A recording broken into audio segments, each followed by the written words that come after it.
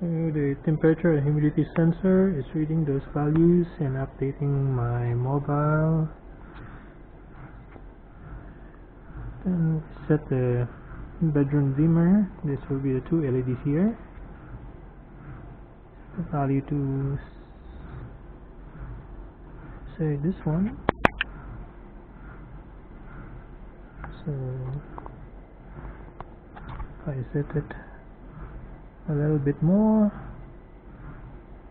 then it becomes brighter. I don't know if you can see the difference. I set it like 2 for example. I think the other one will light up, but it's going to be very dim. So as you can see, there's a little bit of difference. And then now for the electric fan.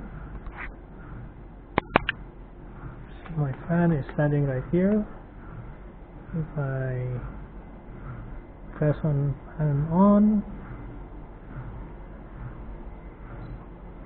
so it turns on the electric fan. Press off. Okay, it's turning off. Turn on again.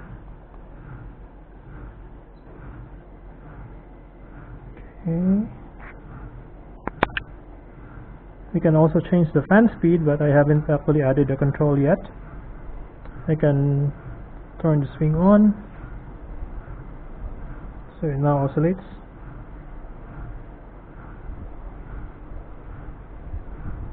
Okay, turn it off, turn the fan off. Okay, and by the way, the electric fan is actually controlled by this IR transmitter here. Yeah, there's also an IR receiver on the fan. I can also turn on my air conditioner and set its temperature. I can turn it on now. Okay, so it's now turned on. I have a Mitsubishi aircon. I can set its temperature also to 21 degrees. Actually, the minimum I can set the temperature to is 16 degrees Celsius. I can set it to 25. 24 would be nice. Okay. It's inaudible.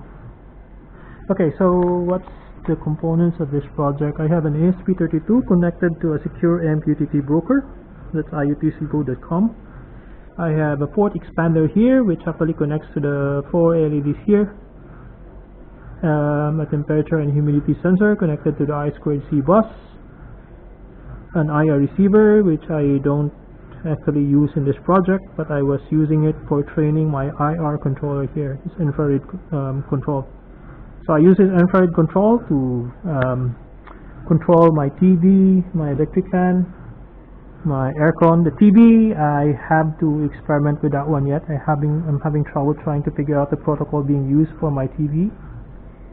So there you have it. It's a simple home automation project using a very powerful but inexpensive microcontroller, the ESP32.